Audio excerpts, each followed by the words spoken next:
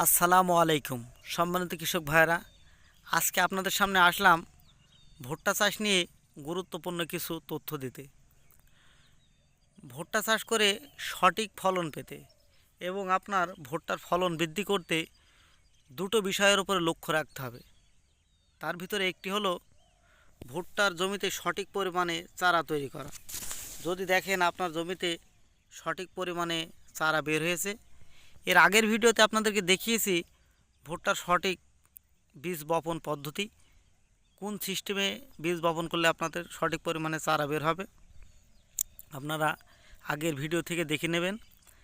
যখন দেখবেন আপনার জমিতে সঠিক পরিমাণে চারা বের হয়েছে, তখন আপনার ভুট্টার সঠিক পরিচর্যা করতে হবে। ভুট্টা এমন একটা চাষ, আপনার ভুট্টার জমিতে যত সারি দেন ভুট্টায় খেয়ে নেবে এবং খুব দ্রুত বৃদ্ধি হবে এবং মোষ বাইর হবে। কিন্তু এই ভুট্টার 2020, 21, 22, 23, 24, 25 থেকে এই বিগত 4-5 বছর একটি সমস্যা এসেছে। সেটি হলো ভুট্টার এই নিচের পাতা এরকম ছত্রাকের আক্রমণে শুকিয়ে এরকম ঘোড়া লেগে যাওয়া। এই সমস্যা যদি আপনার জমিতে থাকে, আপনি ভুট্টার কাঙ্ক্ষিত ফলনটি পাবেন না। কেন পাবেন না? বিজ্ঞানের পরিভাষায় যদি আপনি উদ্ভিদের জীবনচক্র দেখেন, গাছ মাটি থেকে তার শিকড় দিয়ে রস সংগ্রহ করে এবং গাছের পাতার ক্লোরোফিল কণা, গাছের যে সবুজ অংশ, এই অংশটাকে ক্লোরোফিল কণা বলে। যদি আপনার গাছ এরকম শুকিয়ে যায়, তাহলে পাতা যদি মারা যায়, তাহলে তো সেখানে ক্লোরোফিল কণা নেই। এজন্যই আপনাদের বলছি, এই গাছের পাতার ক্লোরোফিল কণায় সূর্যের আলোর সালোক সংশ্লেষণ প্রক্রিয়ায় গাছ খাবার তৈরি করে। আপনার জমিতে যত পরিমাণে সবুজ পাতা থাকবে, গাছ তত পরিমাণ বেশি খাবার উৎপাদন করবে। যদি গাছে প্রচুর পরিমাণে পাতা থাকে, পাতাগুলো সবুজ রাখতে পারেন, গাছ শিকড় থেকে অনেক পরিমাণ রস শোষণ করবে এবং সূর্যের আলোর ক্লোরোফিলের উপস্থিতিতে গাছ প্রচুর পরিমাণে খাবার উৎপাদন করবে। যেই গাছ যত বেশি খাবার উৎপাদন করবে, যত খেতে পারবে, গাছ সঠিক পরিধি হবে এবং শক্তিশালীভাবে সুন্দর একটি মজবুত মোষ বের হবে, পরিপুষ্ট দানা হবে এবং আপনার ফলন হবে।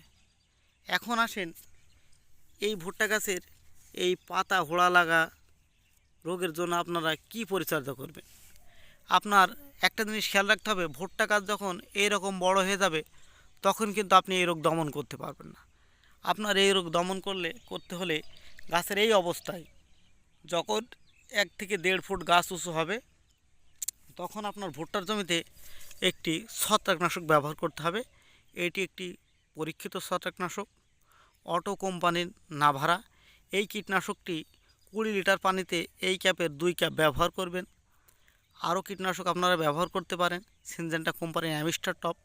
যদি আপনারা এই কীটনাশকগুলো ছোট থেকে 2 বার, গাছের 28 থেকে 30 দিন বয়সে একবার ব্যবহার করবেন এবং 40 থেকে 50 দিন বয়সে আরেকবার ব্যবহার করবেন, তাহলে ইনশাল্লাহ আপনাদের গাছের একটি পাতাও পড়বে না। তলার পাতা ভুট্টার মোষ বাইর হওয়া পর্যন্ত, মোষ পাকার পরে যখন শুকাবে, তখন আপনাদের গাছের পাতা আস্তে আস্তে লাল হয়ে যাবে, কিন্তু এর আগে আপনাদের গাছের পাতা সবুজ থাকবে। তার বাস্তব প্রমাণ আমাদের পাশে দেখুন, একটি বড় ভুট্টার ক্ষেত আছে। এই ক্ষেতে আমরা ওষুধটা ব্যবহার করিনি। চলুন এই ক্ষেতের ভিতরে গিয়ে দেখি ক্ষেতের কি অবস্থা। এই দেখুন, এই জমিতে আমরা ছত্রাকনাশক ব্যবহার না করায় এই ভুট্টার এখনও উপরের ফুলিনি, মোজ বেড়ানে অনেক দেরি। কিন্তু দেখেন নিচের বড় বড় পাতাগুলো সব এইভাবে শুকিয়ে যাচ্ছে। শেষ পর্যন্ত এই দেখুন, যেই পাতাটা দিয়ে মোজ বেরাবে, ওই পাতার মাথাও অলরেডি শুকানোর মতো হয়ে আসছে।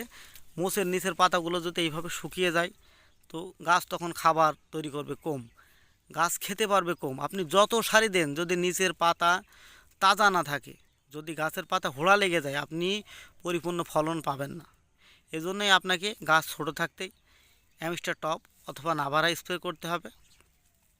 আপনার গাছের পাতাকে ছত্রাক এর আক্রমণ থেকে বাঁচাতে হবে এবং এই হোড়া লাগা থেকে বাঁচাতে হবে, তাহলে আপনি সঠিক পরিমাণে ফলন পাবেন। আজকের মতন এ পর্যন্তই। সম্মানিত কৃষক ভাইরা, ভালো থাকবেন। আসসালামু আলাইকুম।